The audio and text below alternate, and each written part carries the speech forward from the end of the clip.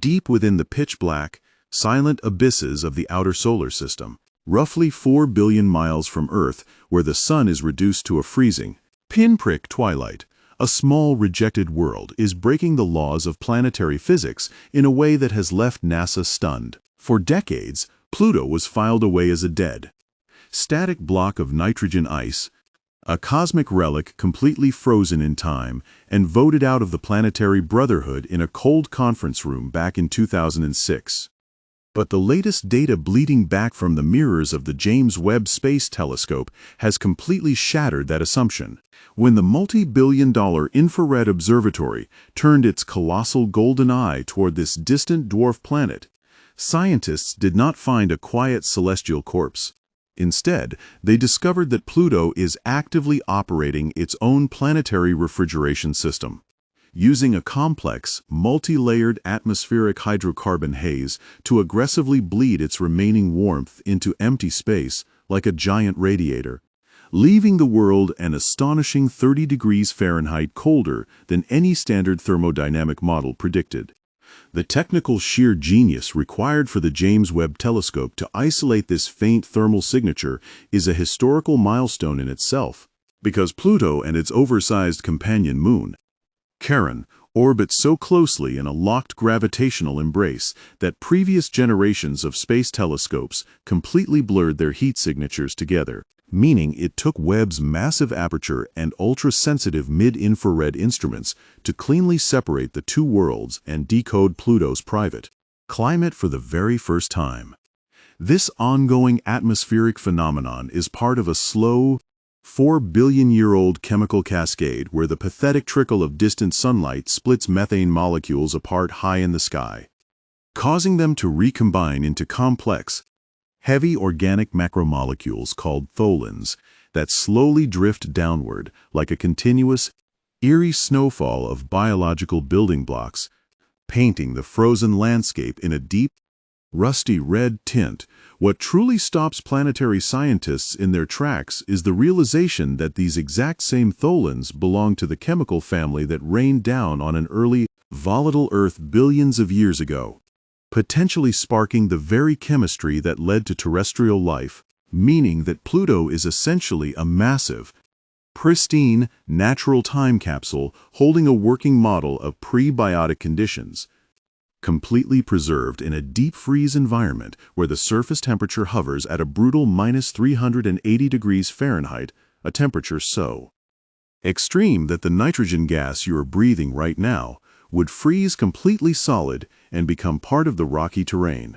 As if an active, self-cooling climate and a snowfall of organic precursors were not bizarre enough, Webb's data further confirmed a deeply unsettling cosmic relationship between Pluto and Charon, revealing a massive case of atmospheric theft where methane gas escaping from Pluto's weak gravitational pull drifts across 12,000 miles of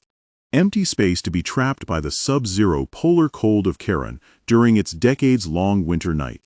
only to be permanently baked into a dark crimson stain by cosmic radiation once sunlight returns, showing that these two celestial bodies are locked in a fluid exchange of atmosphere and color. Furthermore, the telescope's high-resolution readings from late 2024 and 2025 confirmed the presence of frozen carbon dioxide and hydrogen peroxide on Charon's battered surface,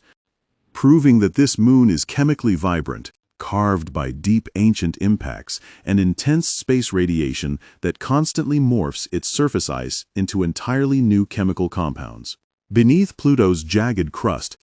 in areas like Tartarus Dorsa, where massive, 1,500-foot blades of frozen methane mirror Earth's desert penitentious on a gargantuan scale, the geological activity points to a secret world that refuses to stay dead, highlighted by the presence of colossal cryovolcanoes like Wright Mons that stretch thousands of feet into the hazy sky, having erupted not with molten rock,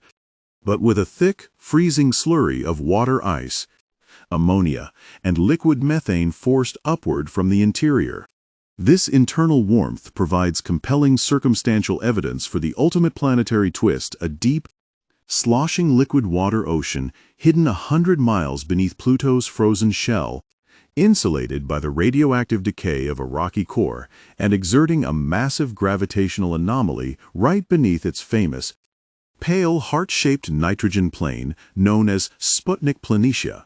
If a world as small, remote, and dismissed as Pluto can maintain a liquid ocean beneath its crust without any tidal heating from a major planet, it fundamentally rewrites our understanding of habitability throughout the cosmos, suggesting that liquid water and the potential for life completely independent of starlight might be a common feature across the hundreds of thousands of icy dwarf planets and trillions of comets populating the vast, unexplored frontier of the Kuiper Belt and the Oort cloud. Yet, despite these mind-bending discoveries that challenge our very definitions of geology and climate,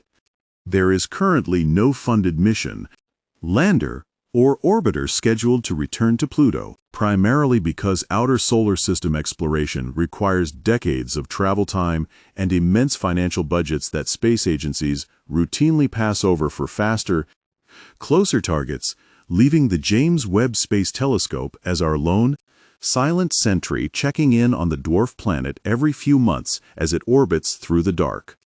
Ultimately, Pluto was never the boring, dead-end cemetery of our solar system that a single astronomical vote made it out to be. It was merely the opening chapter of an entirely new textbook on planetary science, a brilliant reminder that out in the furthest, coldest corners of the dark, the universe is hiding a level of staggering complexity that we are only just beginning to properly look at, showing us that if one small, neglected ball of ice can hold a self-cooling atmosphere, a bleeding moon, cryovolcanic peaks, and a hidden ocean, then the trillions of unmapped worlds waiting further out in the dark must hold secrets that will completely redefine our place in the galaxy. Looking closer at this massive expanse, the sheer physical size of the Kuiper Belt makes our traditional asteroid belt between Mars and Jupiter look like a microscopic speck, serving as a reminder that we have only scratched the absolute surface of what exists out here in the dark. Every time Webb recalibrates its instruments and points back toward that distant heart-shaped plane, the data returning to Earth introduces entirely new anomalies, suggesting that our understanding of how cold matter behaves over billions of years is fundamentally incomplete. This implies that planetary formation theories built on our observations of the inner solar system fail completely when applied to the dark, high-pressure environments of these outer systems, where chemical elements we consider fleeting gases on Earth behave with the structural permanence of tectonic granite. If a tiny dwarf planet can actively engineer its own microclimate while maintaining a liquid reservoir beneath its crust, the baseline requirements for cosmic life must be dramatically widened, changing how astrobiologists scan the deeper fields of deep space for habitable signatures. This revelation turns our attention toward neighboring distant bodies like Eris, Haumea, and Makemake, hinting that an entire network of geologically active, self-refrigerating, and potentially ocean-bearing worlds is quietly operating just past our current technological horizon. The story of Pluto is therefore not a story about a lost planet, but a story about our own analytical blind spots, proving that whenever humanity assumes a corner of space is empty, dark, and dead, the universe is actually running a masterclass in complex chemistry, just waiting for a powerful enough lens to pull the truth out of the shadows and rewrite our textbooks forever.